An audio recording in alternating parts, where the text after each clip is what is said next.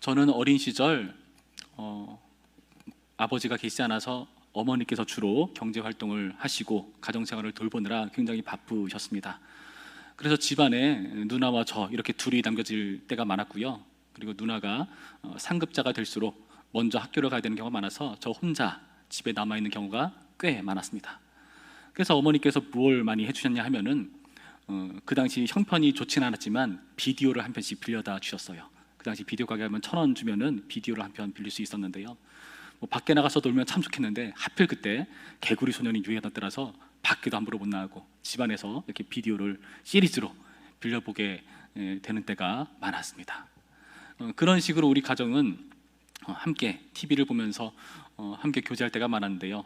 어린 시절 그 어린 나이부터 뭐 여명의 눈동자라던가 모래시계, 첫사랑 등등 드라마를 섭렵하면서 반응이 오네요. 함께 가족들이 그 많은 내용들을 함께 즐겨보곤 했어요. 비디오도 계속해서 많이 빌려봤습니다. 그 당시 영웅물이 유행이라서 뭐 의천도령기 시리즈 아시나요? 다 봤는데 지금 내용은 잘 기억이 안 나요. 그런 식으로 많은 것들을 보고 경험하고 이야기들에 빠져 지냈던 적이 있었습니다. 그런데 요즘은 드라마를 잘 보지 않습니다.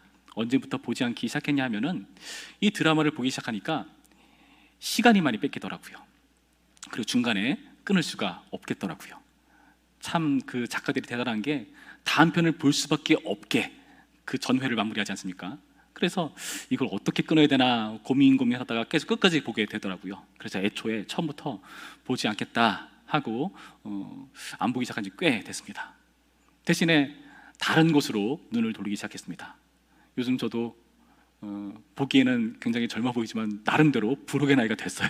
그래서 이상하게 전에는 전혀 생각하지도 않았던 프로그램, 김영철의 동네 한 바퀴라던가 한국기행 이런 프로가 재미가 있더라고요. 그런데 그걸 보면서 어떤 생각이 들었냐면은 사람들이 자기가 정말 몰두하고 꽂혀있는 분야가 있구나 하는 것들을 발견하게 됩니다. 그전에 제가 드라마 이야기에 꽂혀있듯이 그 내용들을 보면서 꼭 나이 드신 어르신들인데 특히 남성분들이 무한에 꽂히셔가지고 계속 그것만 붙들고 붙잡고 아내는 그냥 그러려니 하고 바라보는 그런 모습들, 그걸 보면서 저희 아내도 그러더라고요. 남자들은 꼭 저런 구석이 있는 것 같아. 제가 찔려서 뭐라고 말은 못했습니다. 맞는 말이거든요. 남자가 아이 같은 구석이 있어가지고 무한에 꽂히면은 그거를 계속해서 해나가지 않습니까?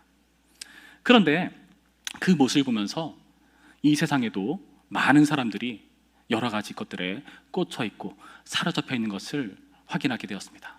단순히 저의 이야기뿐만 아니라 그 TV에서 봤던 남자들만의 이야기가 아니라 요즘 세상의 흐름과 분위기 속에서 우리는 여러 가지 분야에 꽂혀 있고 사로잡혀 있습니다. 요즘은 경제가 어렵고 불안정하다 보니까 많은 분들이 재테크라던가 주식에 꽂혀 있는 것 같습니다. 그리고 그 밖에 여러 가지 것들, 우리가 불안하게 여겼던 것, 내가 사로잡혀 있는 것들, 그런 내용들이 있으리라고 생각해 봅니다. 여러분들은 어떠신지요? 여러분들 혹시 나름대로 사로잡혀 있고 꽂혀 있는 분야가 있진 않으십니까? 혹여나 눈만 감으면 계속해서 그것이 생각나고 나의 일상생활에 지장을 줄 정도로 영향을 주고 있는 사로잡힌 분야가 있진 않은가 한번 돌아봤으면 좋겠습니다. 우리가 오늘 읽은 본문에서도 무언가에 사로잡혀 있는 사람들의 모습을 보여주고 있는데요. 특히 베데스다라는 곳에 꽂혀 있는 사람들의 모습을 먼저 확인해 볼 수가 있습니다. 2절 말씀 보시면 그 베데스다에 대해서 이렇게 설명합니다. 예루살렘에 있는 양문 곁에 히브리 말로 베데스다라 하는 못이 있는데 거기 행각 5이 있고 그 안에 많은 병자, 맹인, 다리 저는 사람, 혈기 마른 사람들이 누워 물의 움직임을 기다리니 이는 천사가 가끔 못에 내려와 물을 움직이게 하는데 움직인 후에 먼저 들어가는 자는 어떤 병에 걸렸든지 낫게 되밀어라. 베데스다는 어떤 곳이냐 하면은 천사가 등장해서 그 물을 움직이게 하면 누구든지 먼저 들어가는 자는 낫게 된다는 이야기가 퍼져 있는 장소입니다. 그러니까 당연히 거기에 꽂혀 있는 사람들이 등장하죠. 많은 병자, 맹인, 다리 저는 사람, 혈기 마른 사람들이 누워서 기다리고 있었다라고 보여주고 있습니다. 이 베데스다라는 그 단어의 의미가 자비의 집이라는 뜻이거든요. 자비가 필요한 사람들이 몰려 있습니다. 병을 고침받기 원하는 사람들, 이들은 이 자리에서 어떻게든 그 베데스다에 먼저 들어가서 병이 낫기 위해서 그 자리에 있는 것이죠. 그런데 가만 생각해 보면은 이들이 정말 터무니없어 보이고 말도 안 되는 것처럼 보이는 이런 전설과 이런 신앙 때문에 여기 막혀 있는 것이 좀 이상하게 여기지 않습니까? 그런데 이것은 우리의 모습이기도 합니다. 오죽했으면 이들이 이렇게 말도 안 되는 그런 장소에 모여 있을 수밖에 없는가? 그 전에 병을 나을 수 있다면 뭔들 안 해봤겠습니까?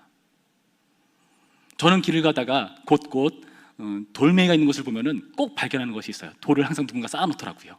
보지 않습니까? 그 의미는 뭘까요? 우리 가운데 그러한 마음이 있다는 거죠. 뭔가 복이 있었으면 좋겠고, 이것이라도 하면 뭔가 잘 될 것 같고 하는 것들이 은근히 담겨있는 모습들. 괜히 세상의 엘리트들이, 똑똑하다는 사람들이 점집을 찾아가겠습니까? 그들의 한계 속에서 어떻게든 이것을 극복해보고자 애쓰는 노력들을 보는 것이고, 그래서 그것에 꽂혀있는 것 아니겠습니까? 그런데 이 가운데서 더욱더 여기에 몰두하고 있는 한 사람을 우리는 확인해 보는데요, 바로 5절의 말씀에 나와 있는 바와 같이 거기 38해 된 병자가 있더라. 38년 된 병자를 보여줍니다. 예수님과 대하는 과정에서 이 병자는 어떤 사연을 가지고 있는지를 우리에게 밝혀줍니다. 6절부터 계속 보실까요? 예수께서 그 누운 것을 보시고 병이 벌써 오래된 줄 아시고 이르시되 네가 낫고자 하느냐? 병자가 대답하되 주여, 물이 움직일 때 나를 못에 넣어주는 사람이 없어. 내가 가는 동안에 다른 사람이 먼저 내려가나이다. 거기에는 수많은 병자들이 있었습니다. 이 38년 병자는 그 가운데 한 사람일 뿐입니다. 그런데 이 사람은 그들보다 특별히 더 딱합니다. 왜죠? 이 사람은 소외되어 있거든요. 아무도 이 사람을 도와주는 사람이 없거든요. 병자일 뿐만 아니라 소외자의 모습으로서 베데스다에 머물러 있습니다. 딱히 가봤자 들어갈 수도 없는 사이인 거 알지만 그래도 거기 있습니다. 어쩔 수 없이 있는 거죠. 여러분, 우리의 모습과 혹시 비슷하지 않습니까? 이러지도 못하고 저러지 못한 사이인 거 뻔히 아는데 딱히 다른 방법이 없으니까 거기 몰두할 수밖에 없는 우리의 한계들, 이 38년 된 병자의 모습을 통해서 우리는 확인하는 겁니다. 그런데 감사하게도 예수님께서 그 병자를 보시고 아신다라는 표현을 하고 계시죠. 뿐만 아니라 이 병자를 치료하시는 하나님이십니다. 8절 말씀, 예수께서 이르시되 일어나 네 자리를 들고 걸어가라 하시니 그 사람이 곧 나아서 자리를 들고 걸어가니라. 아멘. 예수님께서 이 병자를 보시고 아시고 고치시는 능력으로 나타나셨습니다. 그런데 안타깝게도 하필이면 이 날이 안식일이었다는 것을 오늘의 본문은 밝혀주죠. 이날은 안식일이니. 이날이 안식일이기 때문에 이 안식일에 병을 고친 것 때문에 또 다른 사건이 펼쳐지는데요, 그 사건을 통해서 우리는 또 다른 어떠한 분야에 꽂혀 있는 사람들을 확인합니다. 그 자들은 어떤 자들인가? 유대인들이었습니다. 10절 말씀, 유대인들이 병 나은 사람에게 이르되 안식일인데 네가 자리를 들고 가는 것이 옳지 아니하니라. 그래서 그 병 고침 받은 사람은 나를 낫게 한 사람이 이렇게 시켰다라고 말하니까 그럼 그 사람 누구냐라고 말하면서 결국 그 사람이 예수님이라는 것을 알게 되고, 그 결과 그 예수님을 향해서 이 안식일에 병 고친 것으로 인해 오히려 박해를 당하게 되는 일을 계속해서 보여주고 있는 것입니다. 이 유대인들은 무엇에 열정을 내고 꽂혀 있습니까? 안식일 규정, 율법에 사로잡혀 있습니다. 이들에게 있어서 자리를 두고 걸어간다는 것은 짐을 운반하는 일이거든요. 성경에 보면은 마치 그런 것을 위반하는 것처럼 묘사하는 구절이 사실 있기는 합니다. 안식일에 짐을 운반하면 안 되는 것처럼 묘사하는 부분도 종종 등장하곤 합니다. 그런데 안타까운 것은 무엇이냐? 유대인들은 지금 이 병자가 고침받은 것은 보지 못하고 있다는 거죠. 이가 짐 들고 지금 움직이고 있다는 것에만 주목하고 있어서 너 지금 말하면 안 되잖아 하는 것을 말하고 있는 상황. 병자 입장에서는 그거 일일이 다 신경 쓸 수가 있겠습니까? 지금 당장 고침을 받았는데요. 예수님은 그를 보시고 아셨지만은 이들은 이 병자를 보지 못하고 이가한 율법을 어겼다는 그 행위에만 집중하고 있는 모습 보지 않습니까? 그리고 다름 아니라 그 율법을 어기도록 일한 존재, 그 안식일에 병 고친 존재, 예수님을 박해하는 모습까지 확대되는 모습. 그런데 요한복음은 사실 어떤 책입니까? 요한복음에서 결국 이 요한복음의 저술들을 무엇이라고 밝혀줍니까? 예수님께서 하나님이심을 우리에게 밝혀주기 위해서 기록된 책이 아닙니까? 이들은 예수님이 율법을 만드신 분이시라는 것을 모릅니다. 그분이 하나님이라는 것을 모릅니다. 그래서 어떤 일이 발생하죠? 예수님의 말씀에 굉장히 불쾌감을 드러내면서 예수님을 죽이려 드는 모습으로까지 발전되고 있죠. 17절 말씀입니다. 예수께서 그들에게 이르시되 내 아버지께서 이제까지 일하시니 나도 일한다 하시매 유대인들이 이로 말미암아 더욱 예수를 죽이고자 하니 이는 안식일을 범할 뿐만 아니라 하나님을 자기의 친아버지라 하여 자기를 하나님과 동등으로 삼으심이로라. 내 아버지께서 이제까지 일하니 나도 일한다. 지금 유대인들 입장에서는 하나님을 확인할 수 없죠. 예수님의 모습을 확인합니다. 예수님께서 일하셨다는 거 그거 하나 확인했습니다. 그런데 한다는 말이 나 일한 거 아버지가 일하시니까 나도 일하는 거야. 유대인들에게 어떻게 받아들였을까요? 자기가 일하면은 그 일을 하나님께서 하시는 거였구나 라면서 자기를 하나님과 같이 이야기하는 태도에 불쾌감을 드러낸 것이죠. 그 당시는 아버지의 일을 아들이 물려받습니다. 그래서 아버지와 아들은 하나처럼 여겨지던 때였습니다. 이러한 모든 것들을 종합적으로 봤을 때 유대인들은 이 일을 그냥 넘어갈 수가 없죠. 신성모독으로 여기고 예수님을 공격하고 있는 모습입니다. 그런데 이러한 해프닝은 왜 발생한 것입니까? 다들 예수님을 제대로 알지 못해서, 예수님이 하나님이신 것을 보지 못해서 발생되는 일입니다. 38년 된 병자는 어떠했습니까?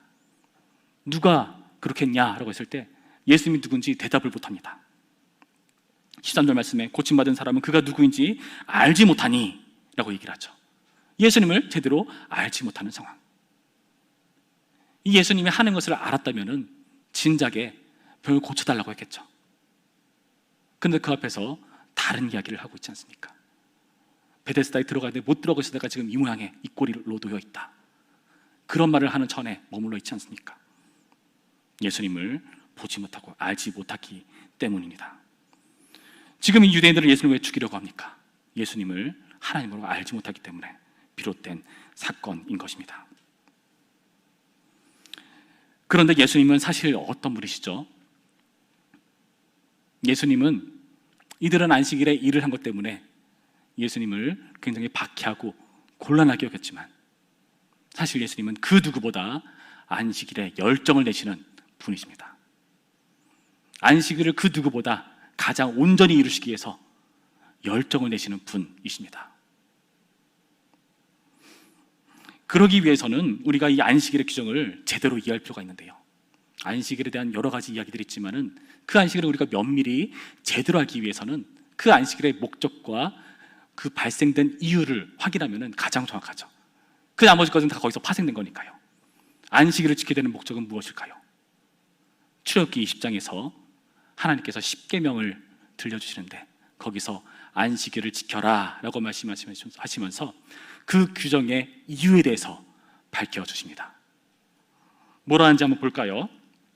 출애굽기 20장 말씀 보시면 하나님께서 그 안식일을 지켜야 될 것을 이야기하시면서 이렇게 그 이유를 밝혀주십니다. 안식일을 기억하여 거룩하게 지키라. 여섯 동안은 힘써 네 모든 일을 행할 것이나 일곱째 날은 내 하나님 여호와의 안식일인즉 너나 내 아들이나 내 딸이나 내 남족이나 내 여종이나 내 가축이나 내 문 안에 머무는 객이라도 아무 일도 하지 말라. 이는 엿새 동안에 나 여호와가 하늘과 땅과 바다와 그 가운데 모든 것을 만들고 일곱째 날에 쉬었습니다. 그러므로 나 여호와가 안식일을 복되게 하여 그날을 거룩하게 하였느니라. 안식일을 지켜야 되는 이유에 대해서 밝혀주시죠. 그 이유는 무엇입니까? 엿새 동안에 모든 것을 다 창조했다. 그래서 일곱째 날은 쉬는 것이다. 그래서 그날을 복되게 한 것이고 거룩하게 한 것이다. 너희는 이 날을 기념해야 된다. 무슨 의미입니까? 6일 동안에 모든 창조작을 마쳤기 때문에 안식해야 된다는 것입니다. 그런데 우리는 이 안식 개념을 생각하면서 다소 이상한 생각을 할 수 있습니다. 우리가 가진 안식 개념은 어떤 거죠? 그동안 열심히 일하고 수고했으니까 오늘은 쉬자, 편한 휴식을 누리자, 이런 차원으로 이해하고 있지 않습니까? 안식일의 목적은 뭐죠? 열심히 일하고 고생했다, 그러니까 쉬어라, 그 의미가 아니죠. 하나님께서 그동안 6일 동안 너무너무 수고하시고 힘쓰고 애쓰셨으니까 하나님 고생하셨죠, 잠깐 쉬세요, 그 의미 아닙니다. 하나님께서 왜 쉬었을까요? 6일 동안의 창조가 손볼 필요 없이 완벽하기 때문에 쉬시는 겁니다. 만약에 다 지어놓고 보니까 저 부분이 좀 미흡한데 저거 좀 고쳐볼까? 그런 거 막 보이지 않습니까? 우리는요. 그래서 계속해서 손보고 마감일이 없다면 우리는 어떤 일이든 마치는 일이 없을 것입니다. 계속해서 손을 대게 되어 있죠. 하나님은 그러실 필요가 없습니다. 유기제 되는 날까지 모든 것을 완벽하게 이루셨으니까. 그래서 창세기에 보면은 이 안식일을 다른 날과는 구별해서 조금 더 독특하게 표현하는데요, 그 전에 표현에는요 반복해서 등장하는 표현이 있습니다. 저녁이 되고 아침이 되니 이는 몇째 날이다. 그런데 안식일에는 그 표현이 없습니다. 무슨 의미일까요?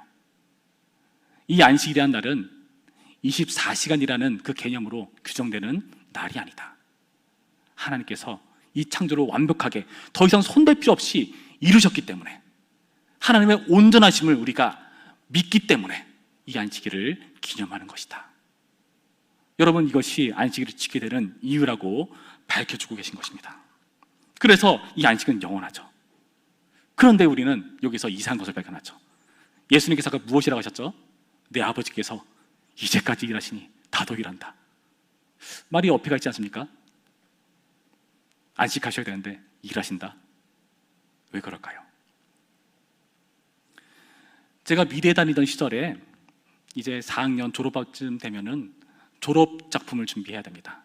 졸업 작품을 준비하기 위해서 정말 많은 학생들이 정말 밤새 가면서 열심히 수고하면서 졸업 작품을 출품할 그 자신만의 작품을 준비합니다.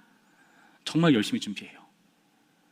그러던 어느 날 어떤 친구가 좀 불쾌하고 화가 나는 일이 있었는지 승질을 부리다가 페인트를 다른 친구 작품에 튀었어요.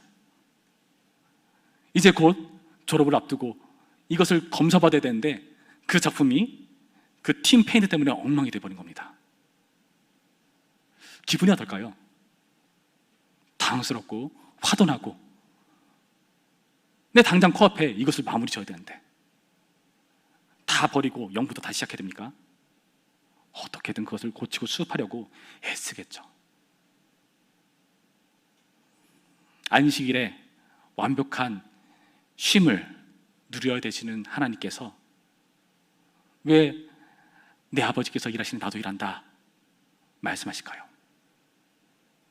완벽한 창조라는 그 작품에 죄의 구정물을 튀게 만든 존재, 우리 때문입니다. 우리의 죄악 때문에, 죄의 구정물 때문에 하나님의 완벽한 창조가 좌절되는 그런 위기를 우리는 초래했습니다. 그래서요, 하나님께서 이 십계명의 말씀을 다시 한번 주시고 있는데요, 신명기 5장에 보시면은 이 십계명을 그대로 다시 한번 출애굽 2세대, 다음 세대에게 들려줍니다. 그런데요, 안식일을 지켜야 되는 이유가 조금 달라집니다. 어떻게 달라지느냐? 그전에는 하나님의 창조가 완벽하기 때문에 쉬어야 된다, 그걸 기념해야 된다라고 말씀하셨는데 이제는 그렇게 말씀하지 않습니다. 너희를 그 종된 애굽 땅에서 구원해냈기 때문에, 출애굽 시켰기 때문에 너네는 쉬어야 된다라고 신명기 5장에서 그 안식일의 이유를 다르게 밝혀줍니다. 그 말이 무슨 의미 같습니까, 여러분? 하나님께서 구원하시는 사역을 안식일의 이유로 말씀하고 계시다는 겁니다. 죄로 인해서 우리는 구원이 필요한 존재가 되었습니다. 신명기의 그 말씀을 듣는 이스라엘 세대는 어떤 존재들입니까? 출애굽을 직접적으로 본 사람들이 아니죠. 그들에게 말해줄 필요가 있었습니다. 나 창조의 하나님인데 너희에게 나는 구원의 하나님이기도 해. 그래서 너네는 안식해야 돼. 무슨 의미죠?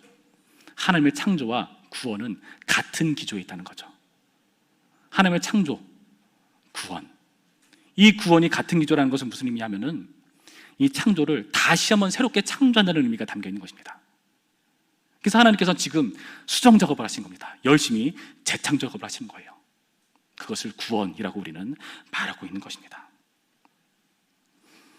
이 병 때문에, 이 죄 때문에, 이 죄라는 정말 말도 안 되는 병 때문에 이런 재창조 과정이 필요한 것이고, 그래서 이 모습은 우리가 아까 읽은 본문에서도 그대로 드러납니다.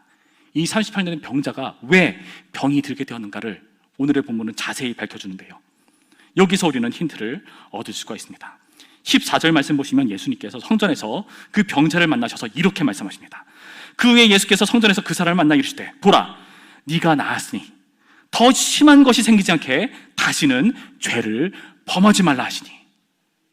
무슨 말이죠? 지금 이 사람의 병이 무엇 때문에 생겨난 것인 것을 보여주고 있습니까? 죄 때문이다. 물론 다른 성경에서 꼭 병이 다 죄 때문에 생긴 것이라고 말하고 있지는 않습니다. 그러나 오늘 본문에서는 분명히 말씀하시죠. 오늘 이 38년 된 병자의 병은 죄로 비롯된 것이다 라고 밝혀주고 계신 것입니다. 예수님께서 재창조하셔야죠. 구원하셔야죠. 그게 안식의 목적이니까. 예수님께서 이들을 만나주신 것은 뜻밖의 사건이었습니다. 이 당시 유대인들에게 병이 있다는 것은요, 죄가 있다는 또 다른 반증이었습니다. 그래서 이들은요, 성전에 들어갈 수가 없었어요. 이 38년 된 병자도 병을 고침받고 나서 성전에 들어갈 수가 있었죠. 병이 있으면 왜 성전에 못 들어갑니까? 죄인이라는 취급을 받기 때문에. 어찌 감히 죄 있는 사람이 하나님을 만날 수 있겠는가? 성전 출입을 금하는 겁니다. 제사장의 확인을 받고 난 이후야, 깨끗이 나았구나 라는 것을 확인한 이후에야 성전에 출입할 수가 있게 되는 것입니다. 하나님을 만날 수 있는 자격이 그때야 생기는 것이죠. 근데 예수님께서 이 병자를 만나 주셨다. 예수님께서 말씀하셨죠.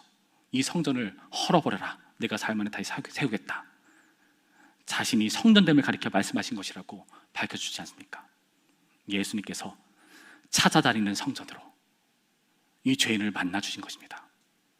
여러분, 우리는 이 자리에서 예외되었을까요? 우리도 죄의 삭스로서 사망을 고스란히 받고 있는 존재들입니다. 하나님의 은혜로 그 사망은 잠시 유보되었죠. 그러나 그 사망으로 향해가는 가는 그대로 진행 중에 있습니다. 그 증거는 무엇입니까? 우리는 늙고 병들고 아프고 고통당하는 그 세월을 겪지 않습니까? 죽음으로 향해가는, 흙으로 돌아가는 죄의 결과를 우리가 맞고 있는 것입니다. 주님의 은혜로 구원받을 수 있는 기회를 제공하시기 위해서 그 사망을 유보시키신 것이죠. 그 안에서 우리는 신앙을 받아들이고 구원받아야 되는 때인 줄로 믿습니다. 이를 위해서 예수님께서 안식일에 일하신 것입니다. 진정한 안식을 위해서요.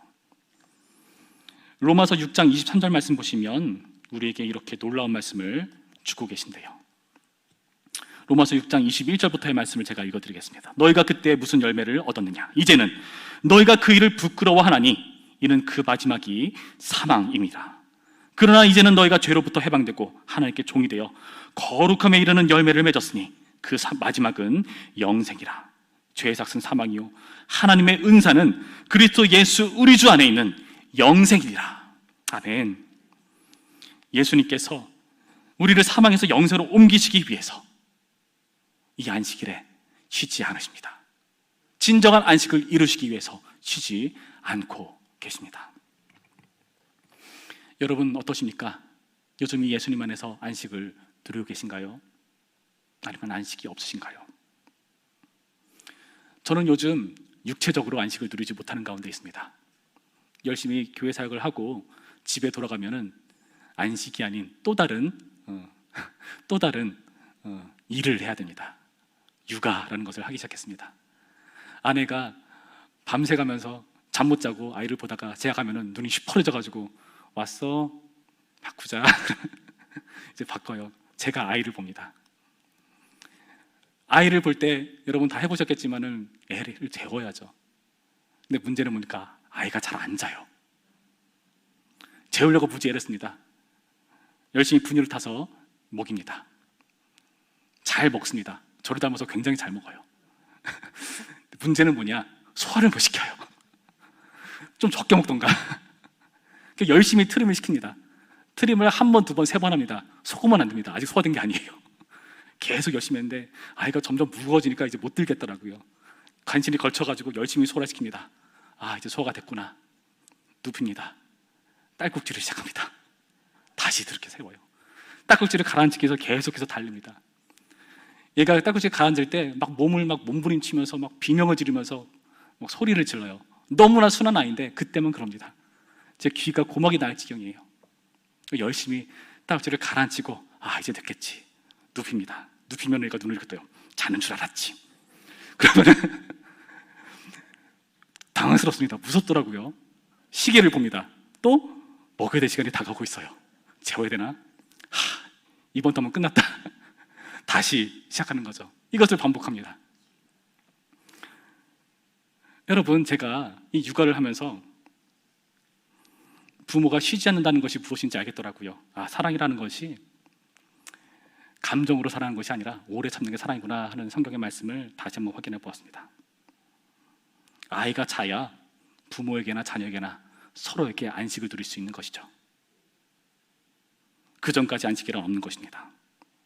죄로 염된 하나님의 아름다운 창조작품에 우리는 그 가운데 살아가는 존재들이죠. 예수님께서 우리 가운데 찾아오셨습니다.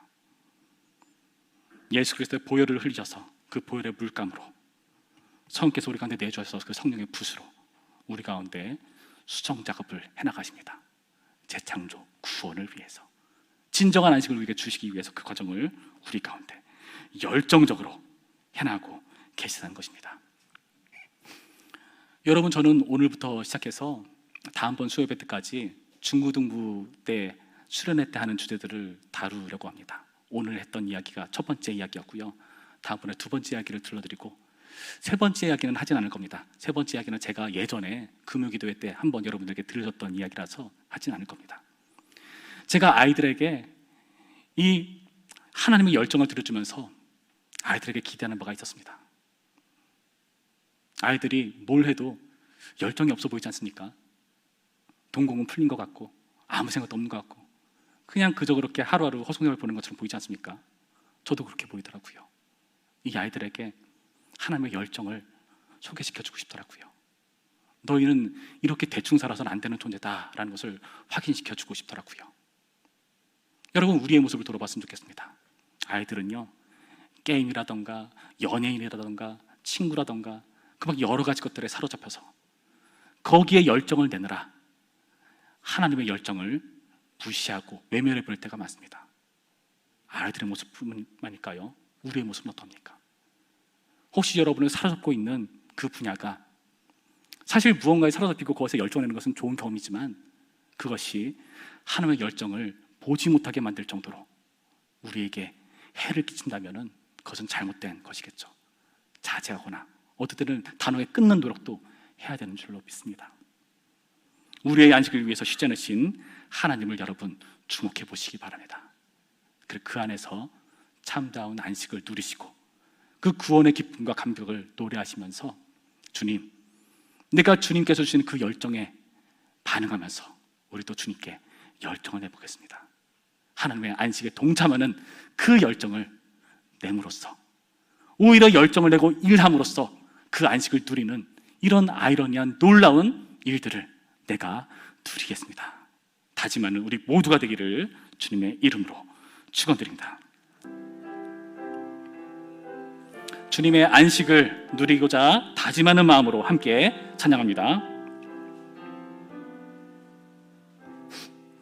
주 날개미 내가 편안히 쉬네 빨리 주 날개미 잠든 기쁨이 있네 고달픈 세상 길 가는 동안 나 거기 숨어 돌보심을 받고 영원한 안식을 얻으리라. 주 날개 밑 평안하다. 그 사랑 그늘 자 주 날개 밑 내 죄는 영원히 거기서 살리.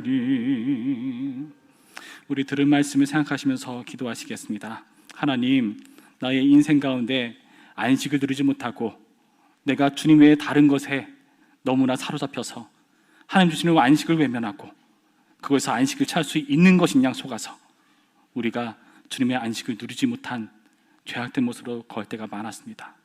주님, 우리의 모습을 돌아보시고 새롭게 하시고 하나님의 이 안식을 향한 열정을 다시 한번 주목할 수 있도록 이끄셨으니 하나님, 이제는 내가 사로잡혔던 것에서 그 죄의 짐을 벗어버리고 하나님 주시는 열정을 확인하며 그 안식 가운데 동참할 수 있는 우리가 될 수 있도록 인도하여 주시옵소서.